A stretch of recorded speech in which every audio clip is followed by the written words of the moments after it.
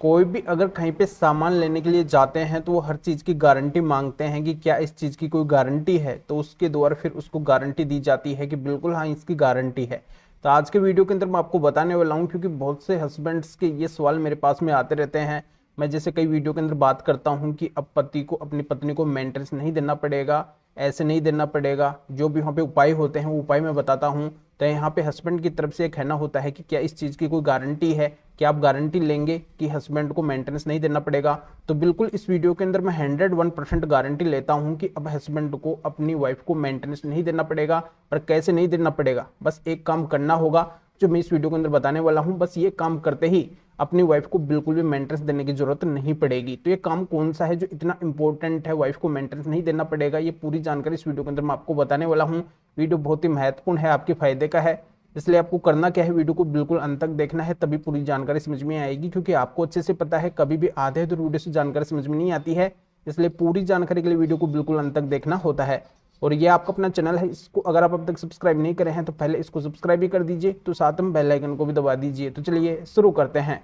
तो वेलकम दोस्तों, मैं हूं आपका अपना एडवोकेट जितेंद्र। दोस्तों बहुत से हस्बैंड्स के ये भी सवाल आते रहते हैं कि सर कोर्ट मेंटेनेंस केस के अंदर हस्बैंड की कुछ भी नहीं सुनती है, बस मेंटेनेंस लगाना होता है तो मेंटेनेंस लगाती है, चाहे वहाँ पे वाइफ की गलती क्यों ना हो, फिर भी हस्बैंड के ऊपर मेंटेनेंस लगता है। तो यहाँ पर मैं समझाने के लिए आपको ये भी बताना चाहता हूँ, आपने बहुत से मामले ऐसे भी देखे होंगे जो मेंटेनेंस केस के जजमेंट आते हैं तो उनके अंदर देखने को मिला है कि नीचे जो फैमिली कोर्ट है वो मेंटेनेंस का और कुछ ऑर्डर करती है। जब उसकी रिवीजन या फिर अपील के अंदर जाया जाता है, जैसे हाई कोर्ट जाया जाता है, तो हाई कोर्ट के द्वारा उस डिसीजन को बदल भी दिया जाता है, या फिर मामला माननीय सुप्रीम कोर्ट तक पहुंचता है तो माननीय सुप्रीम कोर्ट का डिसीजन भी उस मामले के ऊपर बदल जाता है। तो यहाँ पे ये कोई फिक्स नहीं है कि एक कोर्ट ने जो डिसीजन दिया है सेम वही डिसीजन होगा।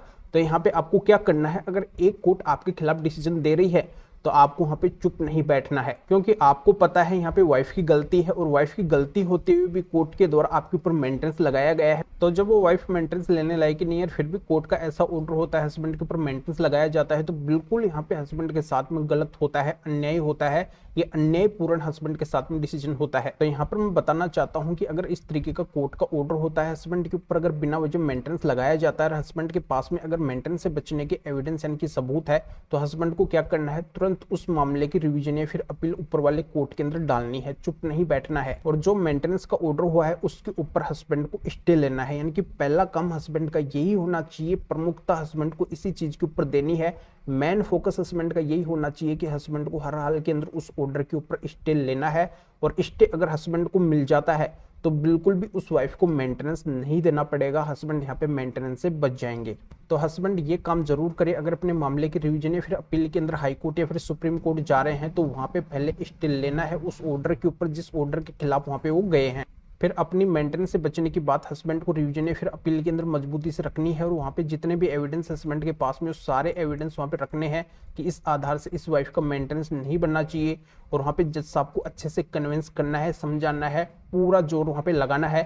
तो आपने ये देखा होगा कि नीचे कोर्ट ने अगर आपके ऊपर मेंटेनेंस लगाया है तो ऊपर कोर्ट का डिसीजन बिल्कुल बदल जाएगा, आपके पक्ष के अंदर आ जाएगा, क्योंकि ऐसा ही होता है, कभी भी किसी कोर्ट का सेम ऑर्डर नहीं होता है।